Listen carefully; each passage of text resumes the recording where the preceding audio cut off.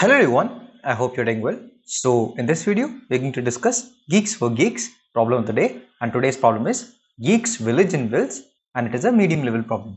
So I couldn't make the video in the morning because I had some personal work, and that is why I also could not give yesterday's Code Forces contest.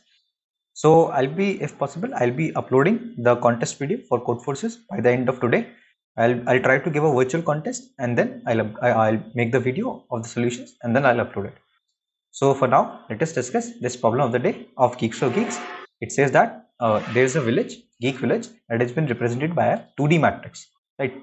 So there are some characters H which represents a house.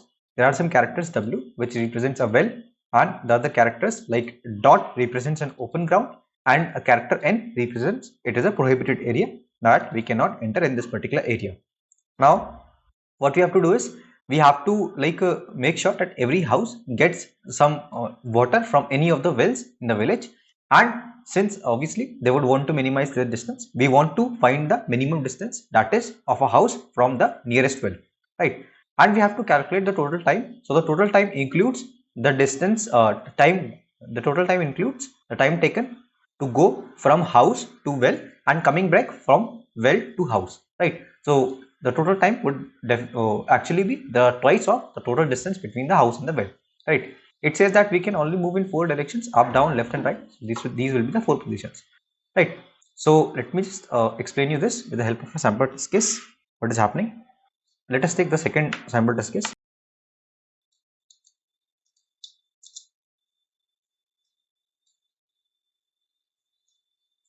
So this is the second sample test case. Now you see the answer vector is starting with -1. Why is it -1? You would observe that the first cell in the top left is covered like this. So this is a house and this is a prohibited area. This is a prohibited area. So since you can only move up, down, left and right, you cannot go into this diagram. That is why you cannot go anywhere. So the answer will be -1 for this particular position. Right. Let us take some other place in the same grid. So if we consider, let's say this particular house, right? So for this particular house, I believe the nearest well would be 1, 2 and 3. So this is the nearest well at a distance of 3. So you move one step downwards, one step left and one step left, you reach here, and then again one step left, you reach this particular position, right? So the total number of steps is 3, and since you also have to go back, the total distance or the total time would be 3 into 2, that is 6, right? This is how it is working. So let us take one more random place.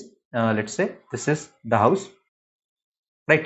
So now for this particular house, the nearest well is at a distance 8. So what you can do is, this is 1 step, this is 2 step, this is 3 steps, and this is 4 steps. This is the nearest well, right? So the total number of steps is 4. Now you have to do 4 into 2, that would be 8, right? So this is the how you calculate the total time. Similarly, you can do this for all the other houses as well. Now the question is, how do we solve this problem? Actually, this particular problem is a very standard problem, and this is an example of multi-source BFS. Let me just write it: multi-source BFS. Now the only problem you might face while solving this question is, if you already know something about multi-source BFS, the only problem that you might face is, like, where do we start the BFS from? So there are actually two options, right, that you might consider. So one option is to start from the houses, and the other option is to start from the wells, right? We might assume that the houses are the source, and we might also assume that the wells are the source. So at first instance, you might think that taking houses as a source will be the correct option, but that is actually wrong. Let me tell you why. So if there is a house like this, and there is a house like this, now we have this particular well. So what we actually do is, in multi-source BFS, we have some sources, right? All of them would be marked at this distance 0. So we start traversing from these particular sources, right? And all of the sources, like from this particular source, we will traverse like this, one step in all directions, then one step in all the directions, and one step in all directions. Similarly, for the second step, we start one step, then 2 steps, then 3 steps, right? This is how we generally go in BFS, right? So in a normal BFS, we have one single source, and in multi-source BFS, we have multiple sources. So like they will go like this, right? Each of them will have their own radius like this. Now, since it is multi-source BFS, any cell which is lying somewhere, like example, let's say that any cell is lying somewhere here. So the distance of this cell would be the distance minimum of this particular distance and this particular distance, right? So the distance of any cell, if there are two sources, then the distance of any cell would be the minimum of its distance from both of the cells. If there are multiple sources, the distance of that particular cell will be the minimum of its distance from all those sources, right? This is what we actually do in multi-source PFS. Now if we take the houses as a source, then what will happen is there might be some well here. So this particular position will store its minimum distance from any of the houses, right? So if from this particular house its distance is 2, and from, let's say, this particular house its distance is 1, 2, 3, 4, right?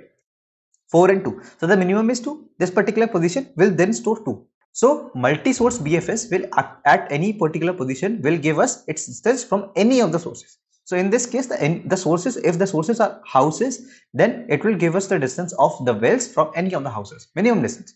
But what we actually wanted, the quite opposite of it.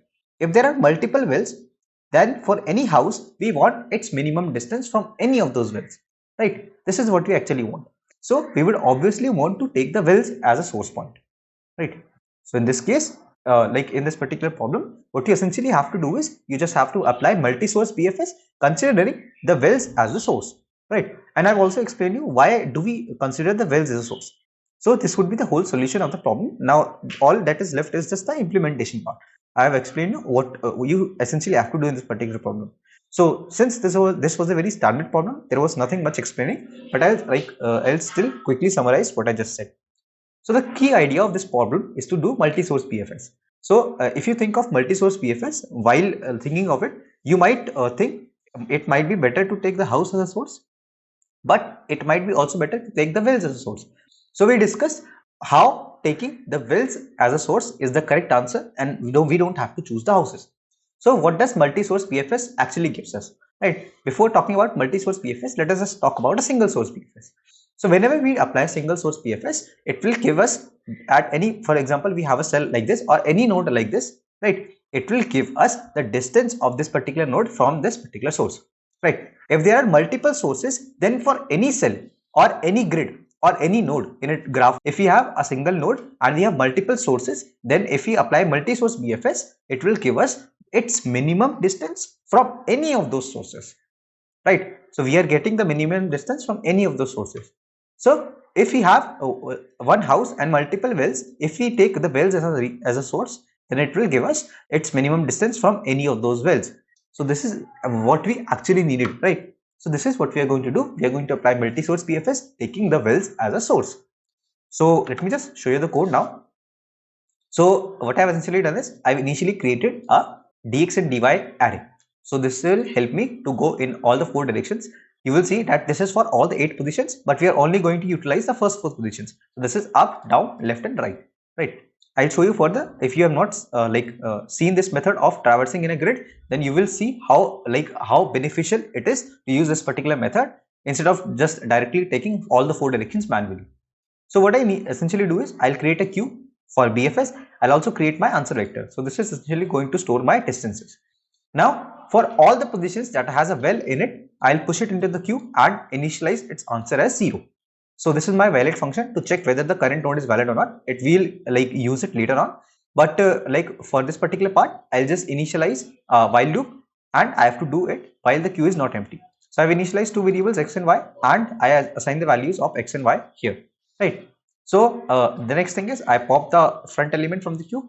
Now I just traverse in all the 4 directions. So nx, that is the new x, will be equals to x plus dx of I, and the new y will be equals to y plus dy of I, right? So if you have a position x, you add -1 and add 0 to y, then it will go in the up direction. If you add 1 to x and 0 to y, it will go into the down direction, and so on, right? This is what is the use of this particular dx and dy array. Now I just check whether the current position, that is the new position, is valid or not. That is the new x and new y position is valid or not. If it is valid, I check whether the answer of that particular position or the distance or the current distance of that particular position is greater than my current the distance of the current position plus 2. So why am I adding 2? Because we have to consider the reverse path also. If we go to a well, we also have to come back. So instead of taking 1, I have just directly considered it to be 2, right? If this distance is greater, I'll update the distance and push that particular element into my queue. So this is just simple BFS. Now what I do is I just traverse through the whole array or the whole grid, Now, if any position contains n, any position contains w, or any position contains this particular dot character, that is the opening round. So it mentions that for all these positions, we have to mark our answer as 0, right? So this is exactly what I do. I just mark it as 0. So if it is not one of those positions, that means it is a house, and if the current value of that house or the current distance of that house is 10 raised to the power 9. So this is the initial value that I initialized with all the values, right? If it is still 10 raised to the power 9, that means there is no well that can reach to this particular house. So I'll mark its answer as -1, otherwise I'll keep it as it is, right? Answer of ij. At the end, I just return my answer vector. So this would be the solution of this particular problem of the day. And like we didn't discuss this valid function, so let us quickly discuss it. So it passes the new x and the new y to this valid function. Now I just check if it is less than 0, it is greater than or equal to n, y is less than 0, y is greater than or equal to m. So this is checking for out of bounds like things, right? If the current new x or new y is out of bounds of the grid, right? So in that case we will return 0. If the current position has n in it, that means if the current position has n, that means that it is a prohibited area. In that case also we will return false or we will return 0. Otherwise we will return true, right? So this was all about the valid function. So with this we have concluded this particular video, and that was all about today's problem of the day. I hope you guys were able to understand the solution. If you guys did, then consider dropping a like on this video, and don't forget to subscribe to this channel. It's always free of course, and if you don't find the videos interesting later, you can always unsubscribe. So like I see a lot of people who watch these videos on a regular basis have not subscribed yet. So please consider subscribing and share this channel with your friends. Till the next video drops, keep coding, stay safe, bye bye.